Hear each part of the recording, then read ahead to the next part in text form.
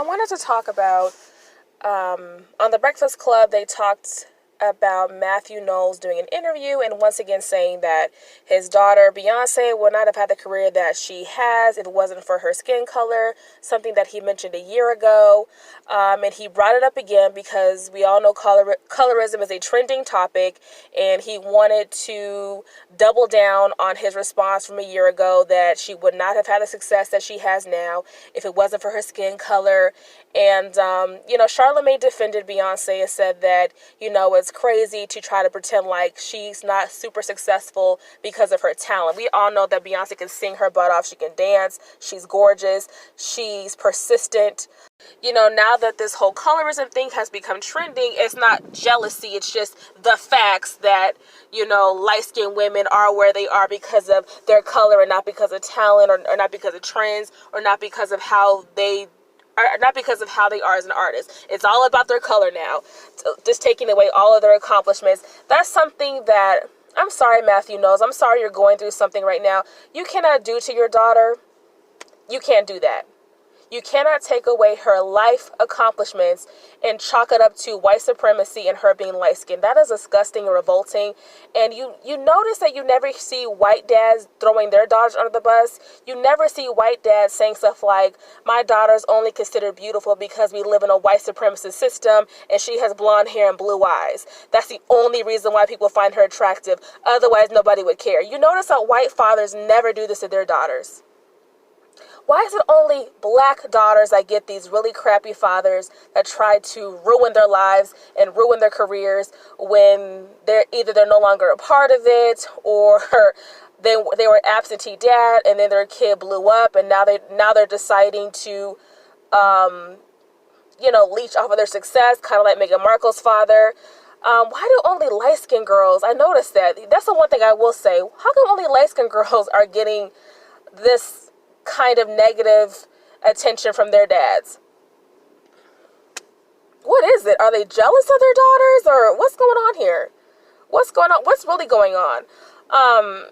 We all know that Matthew Knowles was fired by Beyonce because he was stealing from her back in 2011. And of course he's humiliated by that. And I think he saw this whole colorism thing as a way for him to get his name back in the limelight.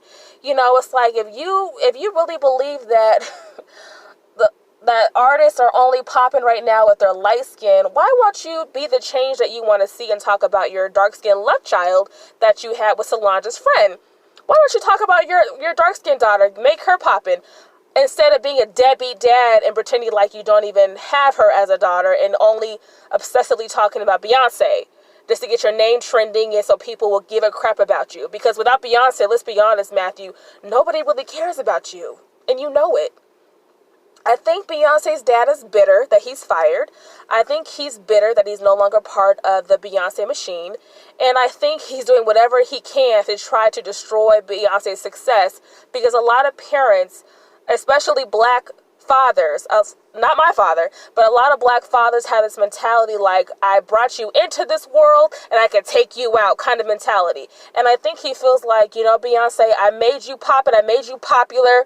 I made you who you are, and I can just as easily destroy your career too. I think he has that kind of mentality, because not only has he talked about Beyonce's success and chalking it up to her light skin, he also said that he only married his ex-wife because he was obsessed with lighter skin and he thought that she was a white woman, and that his mother instilled in him at a very young age not to marry a nappy-headed dark-skinned girl.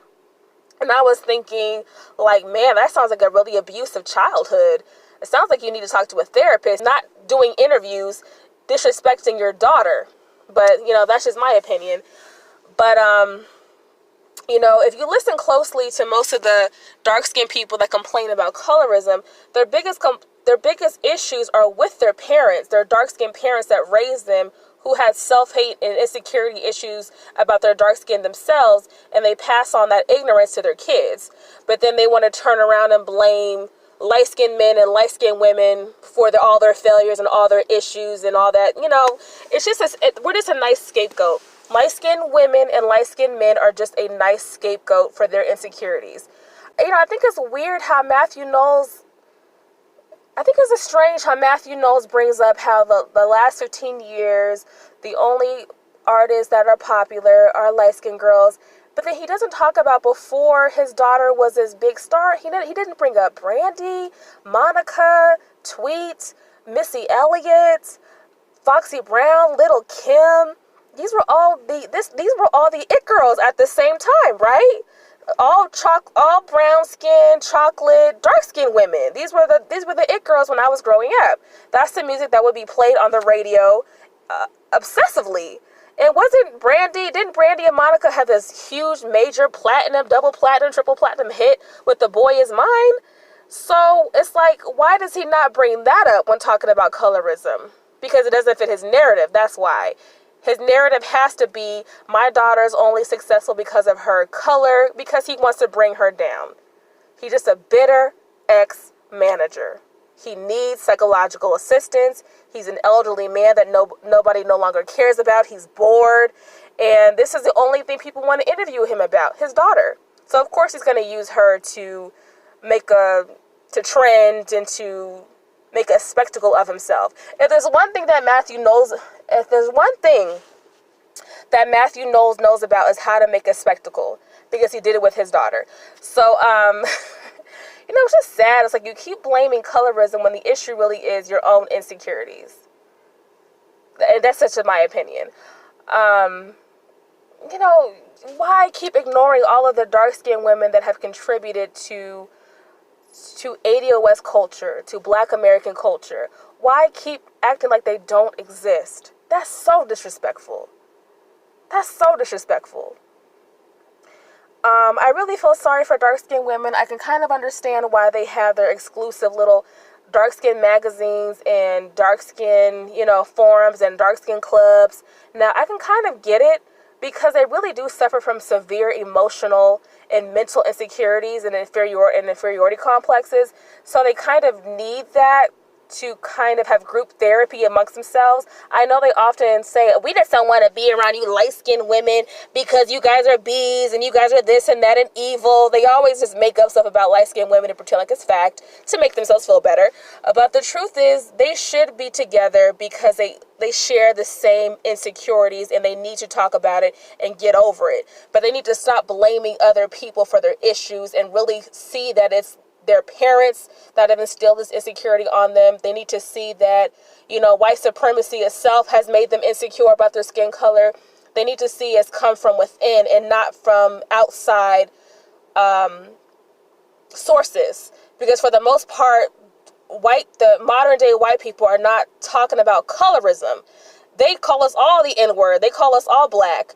They see us all as Black, no matter if we're light or dark. So the modern day white person is not even focused on color. That's their insecurities. That's their manifestation issues, talking about, I'm dark skinned, therefore I can't be successful. That is their issue, okay? That has nothing to do with light-skinned women and what we did to them.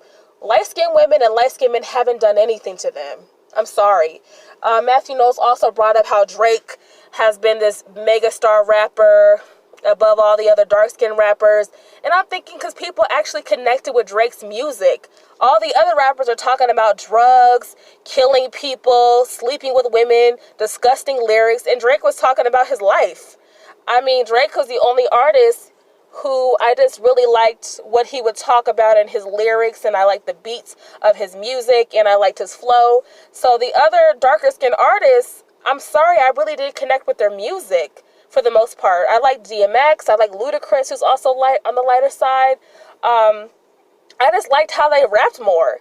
The darker-skinned artists tend to be this, like, stereotype, this I'm a thug, I'm a gangster type stereotype. I can't relate to that. I'm sorry. I think Drake, being a Black kid, I know he's biracial, a biracial kid from Toronto, Canada, he didn't talk about being a gangster or a thug that much. He talked about his life. And I think the average everyday person could just connect with him and just understand him. Plus he's good looking. He's cute. I really haven't seen any dark-skinned artists who are as cute as Drake. Not because they're dark-skinned. I just haven't seen any dark-skinned rappers who look adorable like Drake. I mean, if you think of the modern day dark-skinned rappers, what do we have?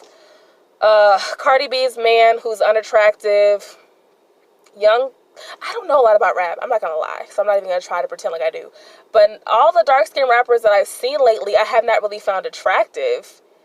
And Drake was cute. He had good music. And a lot of women connected with him. I mean, stop blaming everything on skin color. Sometimes it's really just about talent. Yeah. So I wanted to share that with you guys. Thank you for listening. Like, share, subscribe. This is Buku Love.